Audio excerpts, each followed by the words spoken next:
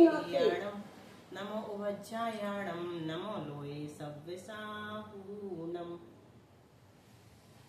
मोक्षमार्गस्य नेतारं वेत्तारं कर्मभूभृतां ज्ञातारं विश्वतत्त्वानां वंदे तद्गुणलब्धये। संत शिरोमणि आचार्य गुरु श्री विद्यासागर जी महाराज की जय। आचार्य गुरु श्री समय सागर जी महाराज की जय। आचार्य गुरु श्री प्रज्ञासागर जी महाराज की जय। तीन कमनौ करुणमणि महाराज की जय।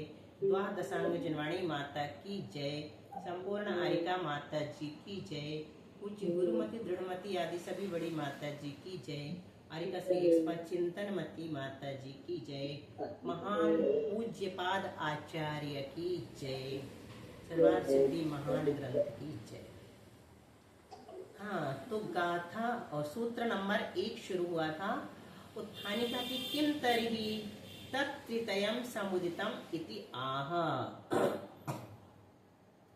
इसी प्रश्न का उत्तर देने के लिए मतलब क्या, तो फिर मोक्ष की प्राप्ति का उपाय क्या है। किम तर्हि का अर्थ क्या है, तो फिर मोक्ष की प्राप्ति का उपाय क्या है। सब लोगों ने वैसा वैसा माना है, वो सब सम्यक नहीं है। कोई अकेले सम्यक दर्शन से, कोई अकेले सम्यक ज्ञान से, कोई अकेले सम्यक चारित्र से, और कोई जो है वो सम्यक दर्शन और सम्यक ज्ञान से, कोई सम्यक ज्ञान और सम्यक चारित्र से, और कोई सम्यक दर्शन और सम्यक चारित्र से मोक्ष की प्राप्ति मानते हैं, और कोई तीनों से भी नहीं मानते हैं। तो ये सब 7 प्रकार के जो मत हैं, उनसे अगर मोक्ष की प्राप्ति नहीं होती तो फिर किससे होती है ना। ऐसा पूछने पर उत्तर देते हैं। तो फिर मोक्ष की प्राप्ति का उपाय क्या है, यह प्रश्न जब शेष रहता है, इसी प्रश्न का उत्तर देने के लिए आचार्य ने प्रथम सूत्र रचा है। वे कहते हैं सम्यक दर्शन ज्ञान चारित्राणि मोक्ष मार्ग। सम्यक दर्शन, सम्यक ज्ञान और सम्यक चारित्र, ये तीनों मिलकर मोक्ष का मार्ग हैं। अब सुमन दीदी का नहीं हो रहा है तो वो कॉल कर रही हैं। अब यहाँ से तो कुछ संभव नहीं है करना, रिकॉर्डिंग एकमात्र सहारा रहता।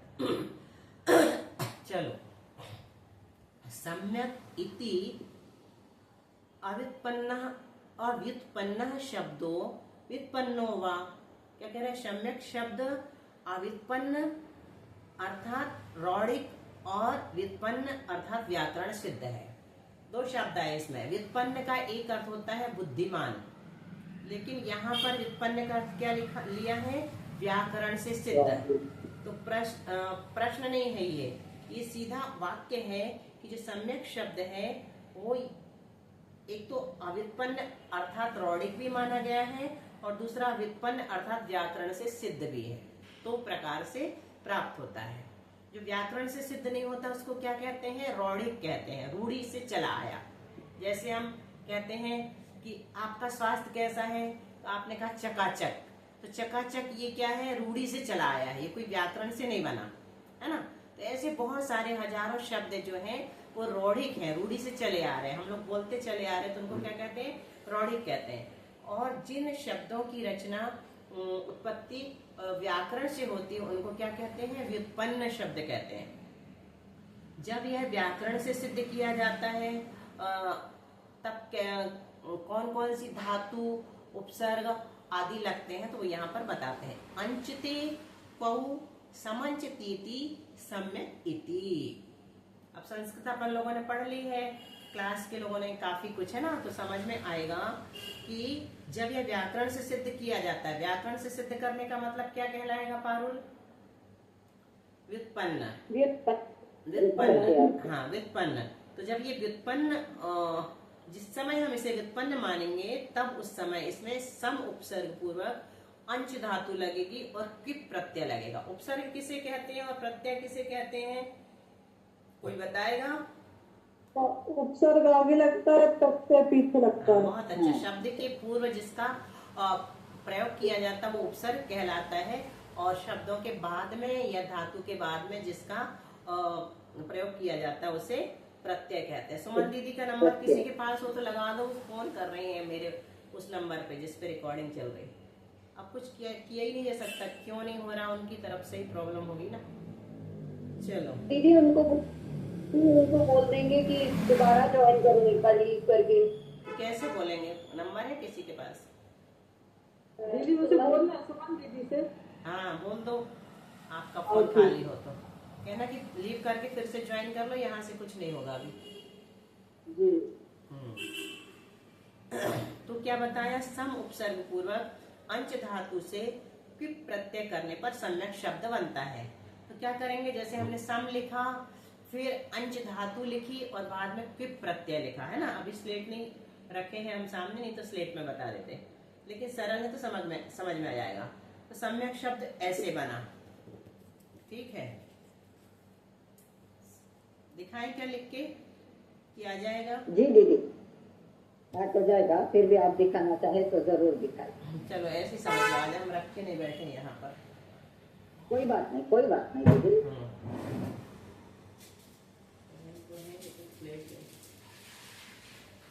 चलो, तो सम का क्या हो जाएगा? समी हो जाएगा। सम का क्या हो जाएगा? समी हो जाएगा। समी क्या कहलाता है? ये आदेश हो जाता है। समी आदेश, सम शब्द का समी आदेश किया। देखती हूँ ट्राई करके अगर ये चलता है। चल रहा है, चलो थोड़ा बता देते हैं। इसमें दिख रहा है क्या आपको? ये दिखेगा? मुझे दिख रहा है दीदी। दिख रहा दीदी। सम दिख रहा। अभी हम दिखा रहे हैं, अंश दिखा रहे हैं, फिर बताना दिख रहा है तो बताएंगे, नहीं तो नहीं। ठीक है, दिख रहा? जी दीदी। जी दीदी। सम अंश क्लिप, सम अंश तो सम का क्या हो जाएगा? समी हो जाएगा। समी आदेश हो जाएगा। ऊपर रख के दिखा दो। समी आदेश हो गया, ठीक है। फिर समी आदेश करके अंश धातु में से क्या हो गया? इया का लोप हो गया।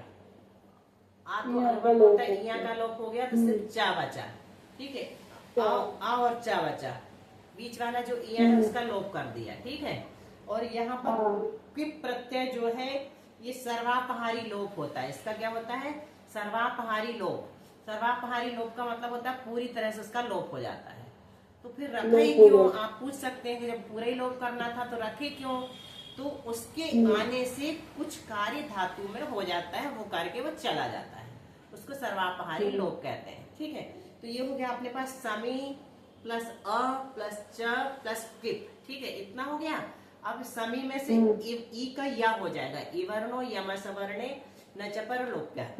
तो हमने समी में से ई निकाला, उसका या कर दिया, आ अपने पास है, चा अपने पास है और क्विप प्रत्यय है, तो क्विप प्रत्यय का लोप हो जाता है, उसका लोप कर दिया। दिख रहा है इतना?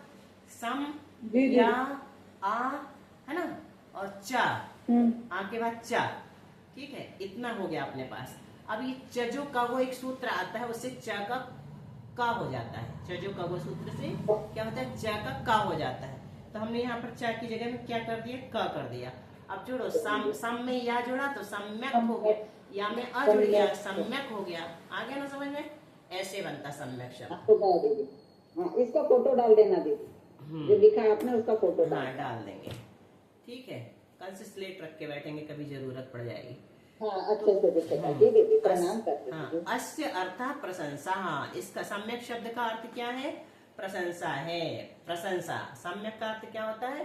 प्रशंसा, ठीक है। प्रशंसा मतलब समीचीन, ठीक है। समीचीन मतलब जो बहुत अच्छा होता है उसकी प्रशंसा होती है ना, वो प्रशंसनीय होता है।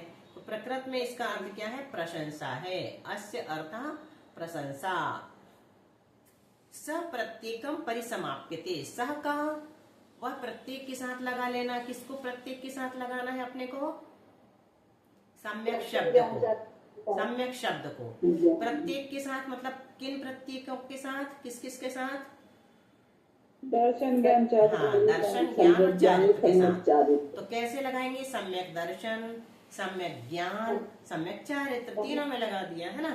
तो वह प्रत्येक के साथ जुड़ जाएगा। इसे दर्शन ज्ञान और चारित्र, इनमें से प्रत्येक शब्द के साथ जोड़ लेना चाहिए। जैसे सम्यक दर्शन, सम्यक ज्ञान, सम्यक चारित्र।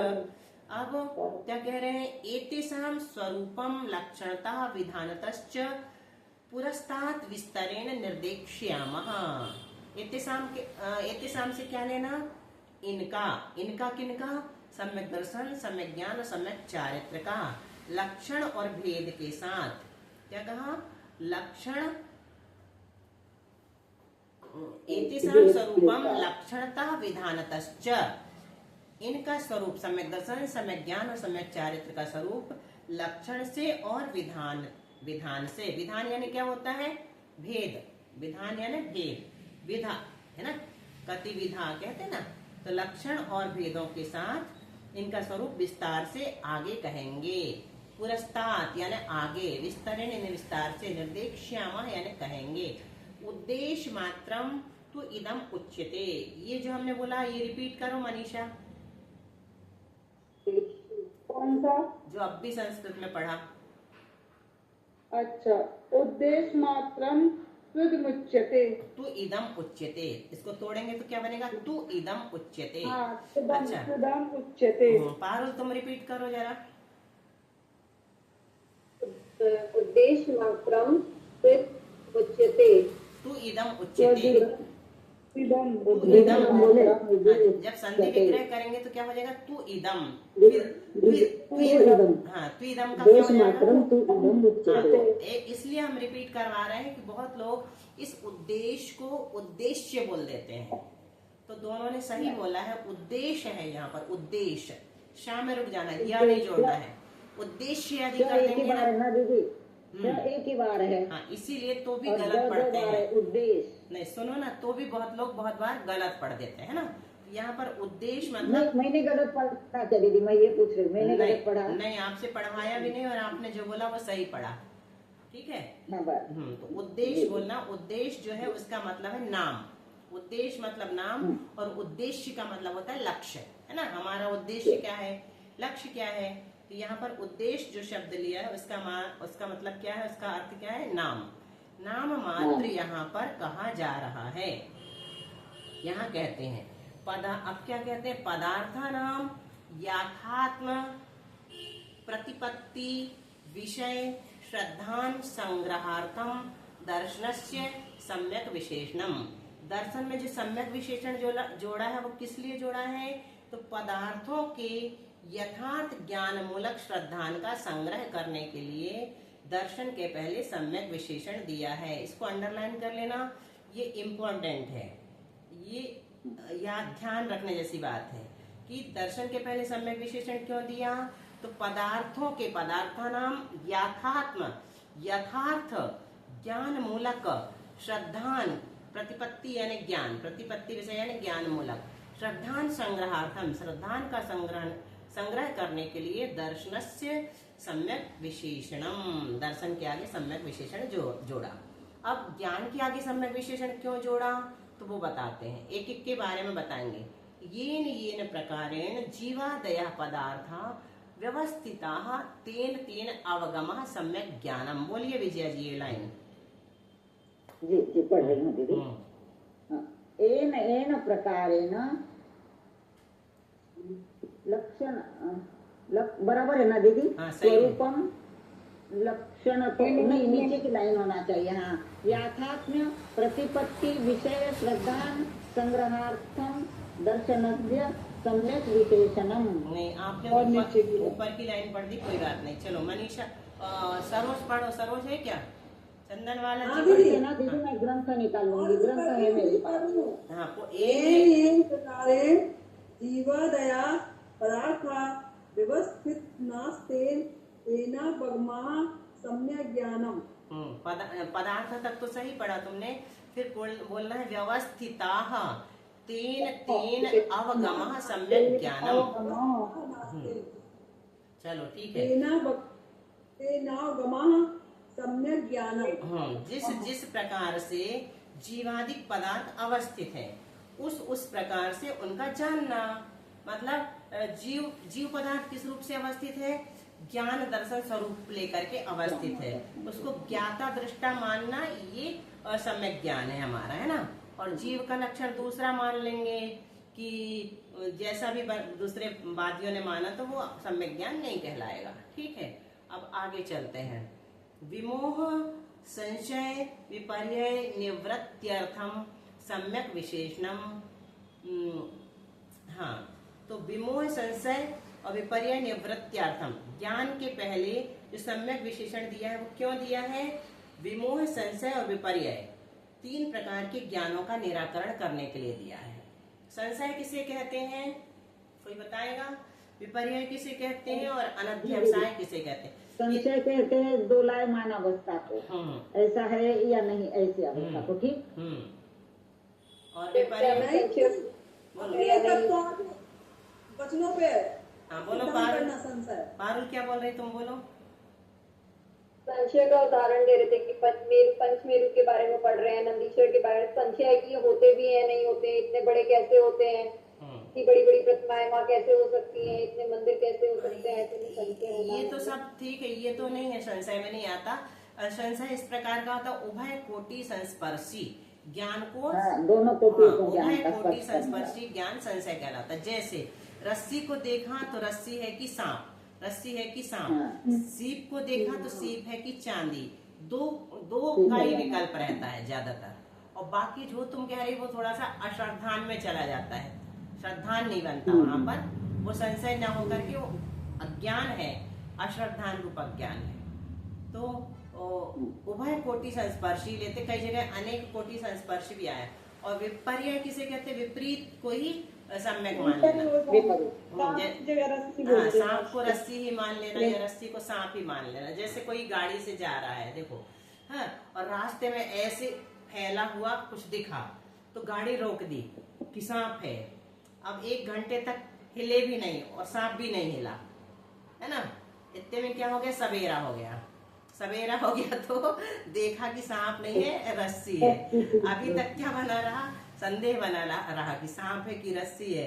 जब नहीं हिला तब समझ में आया कि सांप नहीं था बल्कि रस्सी थी।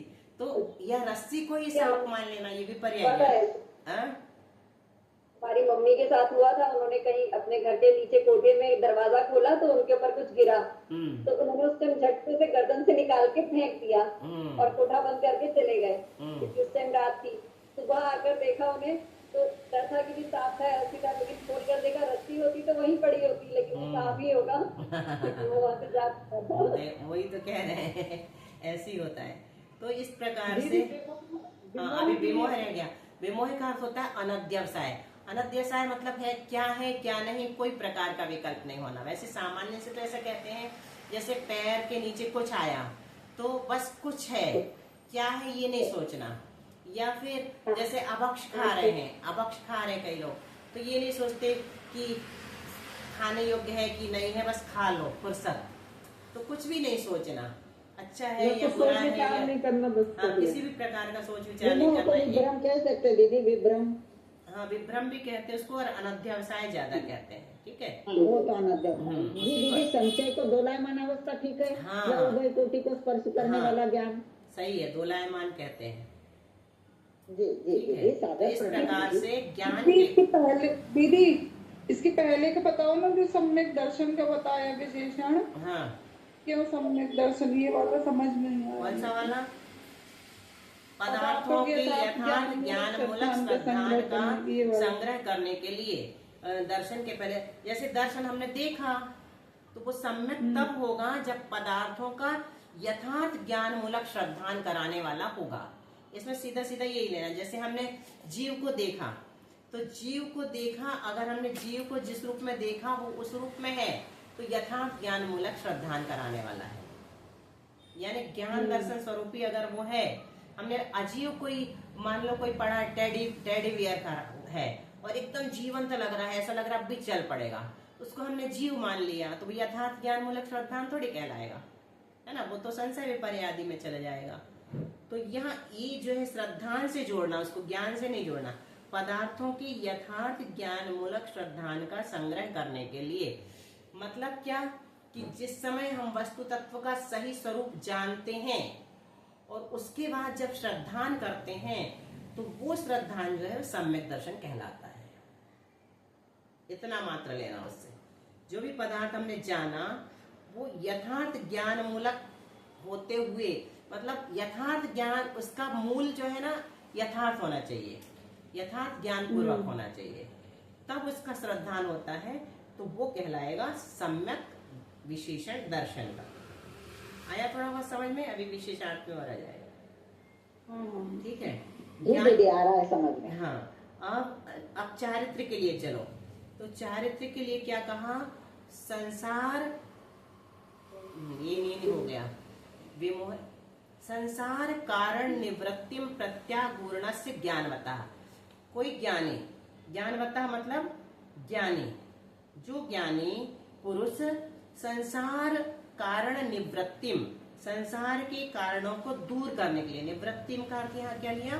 दूर करने के लिए उद्यत है, प्रत्यागूर्ण यानी संलग्न या उद्यत है, उसके कर्मादान निमित्त क्रिया उपरमा सम्यक चारित्रम, उसके कर्मों के आदान यानी ग्रहण करने में निमित्तभूत जो क्रिया है, ऐसी क्रियाएं वो करता, देव पूजा गुरु पास्ती आदि, कि वो कर्मों का ग्रहण नहीं कराती बल्कि कर्मों से बचाती है। तो ऐसे क्रिया के उपरम जिस प्रकार की चारित्र से होता है उसको सम्यक चारित्र कहते हैं। आगे समझ में क्या कहा? जो ज्ञानी पुरुष संसार कारण निवृत्तिम, संसार के कारणों को दूर करने के लिए प्रत्यागूर्णस्य यानी उद्यत है, उसके कर्मादान निमित्त क्रिया उपरमा, उसके कर्म के ग्रहण करने रूप क्रिया का उपरम हो गया है, ऐसे जीव के जो चारित्र होता है उसे सम्यक चारित्र कहते हैं। कर्मों के ग्रहण करने में निमित्तभूत क्रिया का उपरम हो जाना, उसे सम्यक चारित्र कहते हैं। तो चारित्र के पहले सम्यक विशेषण क्यों लगाया? तो अज्ञान पूर्वक आचरण निवृत्त्यर्थम सम्यक विशेषणम, अज्ञान पूर्वक आचरण का निराकरण करने के लिए सम्यक विशेषण दिया है चारित्र के पहले। क्योंकि बहुत प्रकार के चारित्र अपन पढ़े ना श्रावकाचारों में, जमीन के अंदर घुस जाते हैं तपस्या करने के लिए, पर्वत से कूद जाते हैं, अग्नि चारों ओर लगा के तपते हैं, पंचाग्नि आदि। तो इस प्रकार की क्रिया जो है वो उस प्रकार के आचरण का निराकरण करने के लिए चारित्र के पहले सम्यक विशेषण लगाया कि वो ज्ञानी पुरुष का जो आचरण होता है वही सम्यक चारित्र होता है। और ज्ञानी कौन कहलाता है हम जानते हैं, क्योंकि उसको आगम का ज्ञान होगा, तभी तो वो ज्ञानी है। ठीक है, यहाँ तक समझ में आ गया? जी दीदी। अब अपना बंद नहीं हुआ, आगे चलते हैं, एक वार्तिक और ले लेते हैं। ले लें? जी दीदी ले ली। चलेगा। अब सरल है अगला वाला वार्तिक, वार्तिक नंबर 6। पश्यति दृश्यते अनेन दृष्टि मात्रम व दर्शनम। देखो बहुत अच्छी परिभाषा की है यहाँ पर व्याकरण के अनुसार। पश्यति यानी जो देखता है, दर्शन को सब में लगाना, पश्यति दर्शनम, जो देखता है वो दर्शन है। दृश्यते यानी दर्शनम, जिसके द्वारा देखा जाता है वो दर्शन है। दृष्टि मात्रम दर्शनम, और दृष्टि मात्र को भी दर्शन कहते हैं। 3 प्रकार से दर्शन शब्द की व्युत्पत्ति की है, ये भी व्युत्पत्ति है। तो पश्यति दर्शनम का मतलब क्या है? ये 3 प्रकार के साधन होते हैं या वाच्य होते हैं। कौन कौन से 3 प्रकार के किसी को पता है? कर्तृ साधन, कारण साधन और भाव साधन। उसी को हम कहते हैं कर्तृवाच्य, कर्मवाच्य और भाववाच्य। अपन उसमें पढ़ते हैं ना इंग्लिश में, एक्टिव वॉइस और पैसिव वॉइस। तो वैसे तरह की ये है ना। पश्यति ये कर्तृ साधन है, मतलब जो देखता है। देखता कौन है? आत्मा देखता है। दृश्यते अनेन, जिसके द्वारा देखता है, किसके द्वारा? ज्ञान के द्वारा या नेत्र के द्वारा देखता है।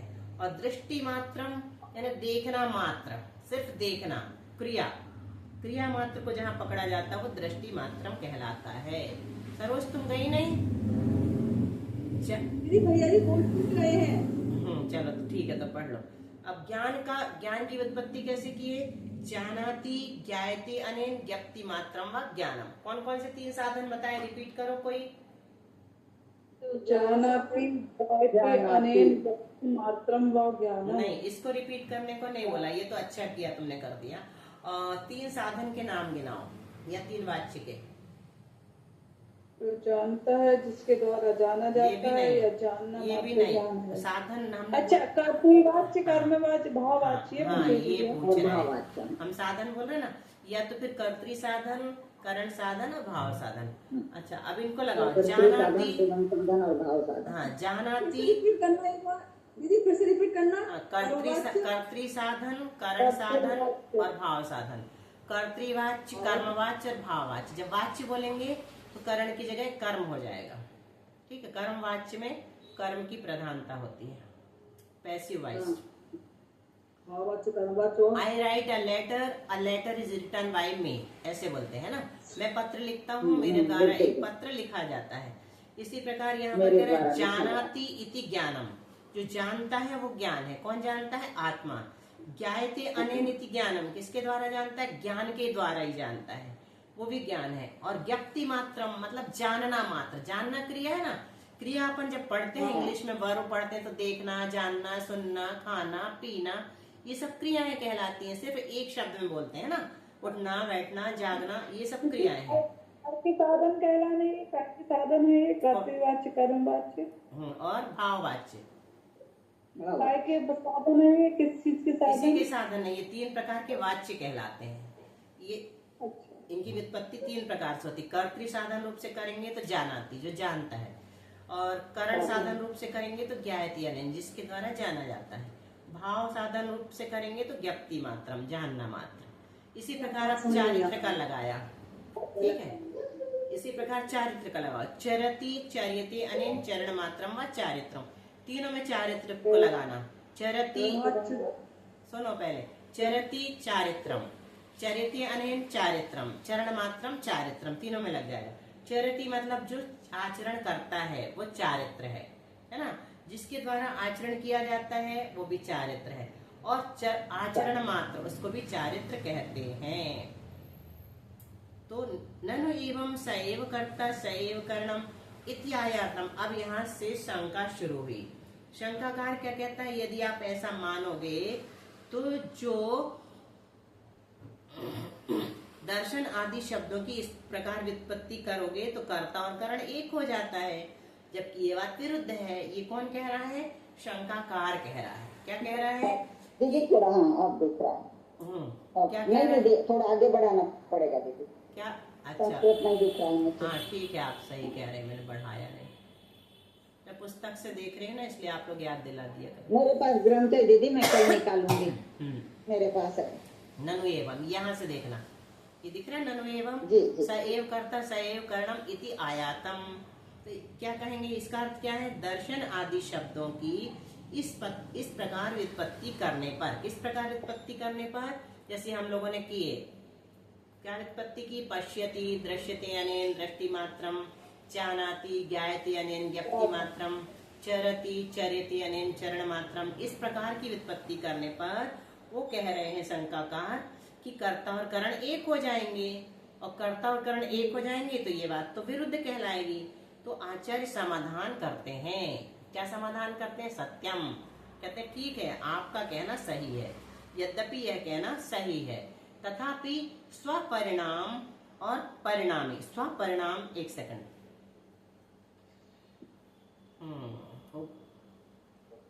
कारणम तच्च विरुद्धम सत्यम स्वपरिणाम परिणामिनोर भेद विवक्षायाम तथा विधानात्। कौन पढ़ रहा है ये लाइन? पढ़ो जरा सत्यम से। मैं पढ़ रही हूँ। सत्यम स्वपरिणाम परिणामिनोर भेद विवक्षायाम। भेद है कि क्या? वो नहीं, भेद है, तथा विधानात्। और कौन ने बोला? और कौन ने बोला? हम पढ़े, पढ़ो। सत्यम भेद विवक्षा परिणामिनो भेद विवक्षायाम तथा विधानात्। परिणामिनोर, रा भी लगाना है, ठीक है। हाँ, तो क्या कह रहे हैं? तथापि स्वपरिणाम भेद और विवक्षायाम परिणामी तथा में विधानात्। भेद की विवक्षा होने पर, अब रुको, अब शांत हो जाया करो। जब हम बोलने लगे ना तो सब अपने आप शांत हो जाया करो, ठीक है। तथापि स्वपरिणाम और परिणामी में भेद की विवक्षा होने पर उक्त प्रकार से कथन किया गया है। क्या कह रहे हैं? यद्यपि आपका कहना सही है कि करण और कर्ता एक हो जाएंगे, है ना, कर्ता और करण एक हो जाएंगे, लेकिन यहाँ पर स्वपरिणाम और परिणामी में हमने भेद की विवक्षा की है। तो उक्त प्रकार से कथन किया जा सकता है, जैसे यथा अग्निर दहति ईंधनम दाह परिणामेन, जैसे अग्नि जो है दाह परिणाम के द्वारा ईंधन को जलाती है। अब बताओ, आपसे प्रश्न करते हैं कि अग्नि और दाह परिणाम अलग अलग हैं क्या? नहीं है। अग्नि में ही दाह परिणाम होता है, दाह परिणाम के कारण ही उसको अग्नि कहते हैं। लेकिन फिर जब भी हम भेद विवक्षा करेंगे तो दाह परिणाम को अलग बोलेंगे और अग्नि को अलग बोलेंगे। ऐसा बोलेंगे कि दाह परिणाम से अग्नि ने इस ईंधन को जलाया। तो यद्यपि वो दोनों एक हैं, लेकिन फिर भी हमने परिणाम और परिणामी में भेद की विवक्षा करके यहाँ पर कथन किया है। यह कथन भेद विवक्षा होने पर ही बनता है। उक्तः कर्त्रादि साधन भावः पर्याय पर्यायिनोः एकत्व अनेकत्वं प्रति अनेकान्तोपपत्तौ स्वातंत्र्य पारतंत्र्य विवक्षोपपत्तेः एकस्मिन्नपि अर्थे न विरुध्यते। क्या कह रहे हैं?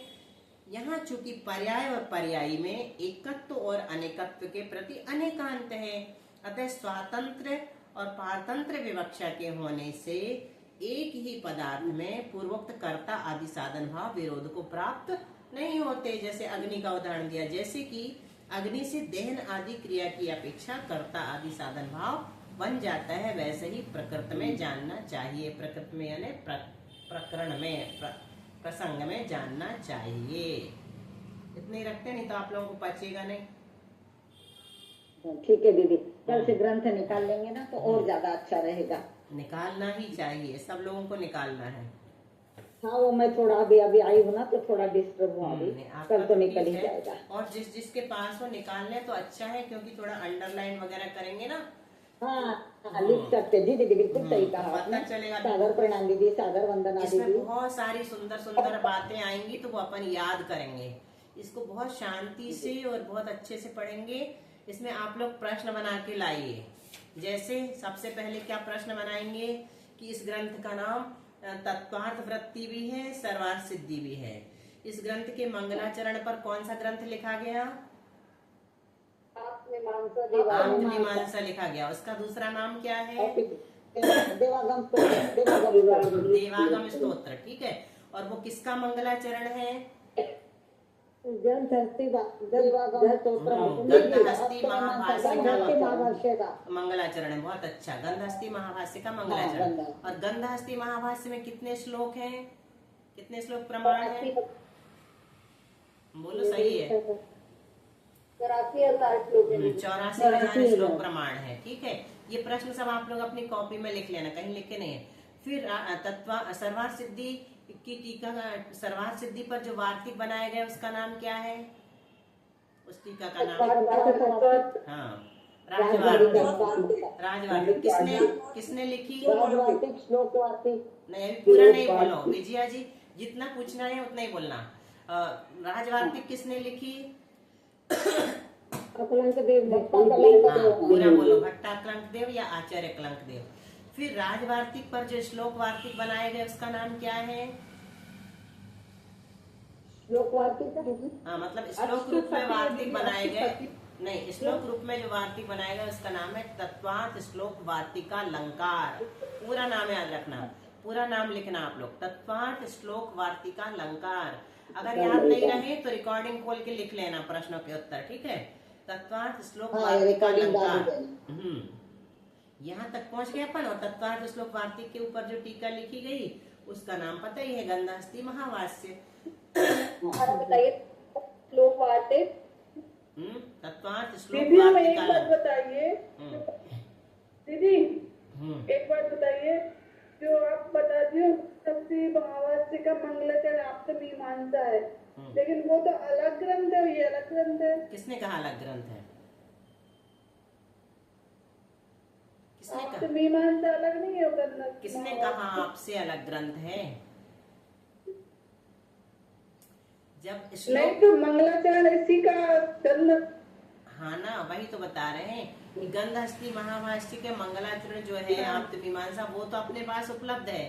लेकिन पूरा गंधहस्ती महावाष्य उपलब्ध नहीं है, समंतभद्राचार्य ने ही लिखा है वो, ठीक है, वो अपने पास है। और एक स्वतंत्र तो ग्रंथ मंगलाचरण इतना बड़ा है दीदी। वही तो विशेष बात, जब 84 लाख श्लोक प्रमाण कोई ग्रंथ होगा तो उसका मंगलाचरण, अभी आप देखना 3 भाग वाला जो पद्म पुराण है, उसका मंगलाचरण देखना कितना बड़ा, कई पेजों में है। तो कोई आश्चर्य की बात नहीं, जितना बड़ा मंगलाचरण करो उतना ही ज्यादा। दीदी बोलो बोलू गंधहस्ती महावाष्य के बारे में हमने ये सुना था कि वो ग्रंथ जर्मनी में है, ऐसा मुझे पता चला था। मैंने जर्मनी में बहुत तलाश की, वहाँ कोई लाइब्रेरी नहीं और ग्रंथ मिला नहीं। फिर मुझे ये पता चला कि ऑस्ट्रिया नाम की एक कंट्री यूरोप में ही है, तो वहाँ पर वियना उसकी मतलब राजधानी है, तो वियना में एक लाइब्रेरी है। तो मैं वहाँ भी गई और वहाँ 3-4 घंटे बैठी, बहुत सारे ग्रंथ थे।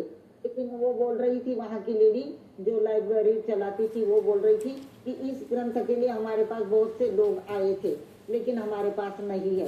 अगर कुछ पता लगता है तो हम आपको मैसेज करेंगे। ये तो बहुत पुरानी बात बता रहे हो आप, ये बहुत पुरानी बात हो गई है। बहुत लोग, सैकड़ों लोग जा जाके खोज चुके हैं जर्मनी में, और यहाँ तक कि जिसने देखा था, दूसरी बार जब वो वहाँ गए और मांगा तो उसमें हिडन लिख दिया गया था रजिस्टर में। अच्छा तो ये बहुत पुरानी बात हो गई। आचार्य श्री मैं अभी 7-8 साल पहले गई थी। नहीं, ये तो 7-8 साल हो बहुत गए। 2500 साल 50 साल से चल रही है उसकी खोज, तो बहुत पुरानी खोज बात चल है। रही पर मिला नहीं अभी चलो, तक। वाणी जिनेन्द्र कथिता दुख हारिणी है, संत्रस्त भव्य जन को सुखदायिनी है, तेरा करूं स्तवन में ऐ अम्ब देवी, तो शीघ्र ही बन सकूं निज आत्म सेवी, हे शारदे अब कृपा कर दे जरा, तो तेरा उपासक खड़ा भव से डरा जो, माता विलंब करना मत मैं पुजारी, आशीष दो बन सकूं बस निर्विकारी। चलो ये अच्छा है, अपन अगर बंद करके चालू करते तो पूरे 40 मिनट फिर से मिलते हैं, तो अपन इसको अच्छे से पढ़ पाते हैं सर्वार सिद्धि को, ठीक है। अभी ऐसे ही चलेगा, जीवकांड थोड़ा सा पढ़ के 10-15 मिनट बाद ये वाला चालू कर लिया करेंगे अपन। दीदी 1 मिनट, मैं ये बोल रही हूँ कि सर्वार सिद्धि की जितनी भी रिकॉर्डिंग है 2-3 दिन की, वो जरूर डालिए, क्योंकि मेरा कुछ सुना नहीं, सब डाल दी मैंने लब्धि सार में।